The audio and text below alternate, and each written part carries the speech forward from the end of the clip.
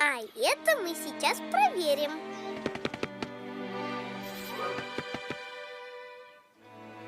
Ух, хорошо быть маленькой.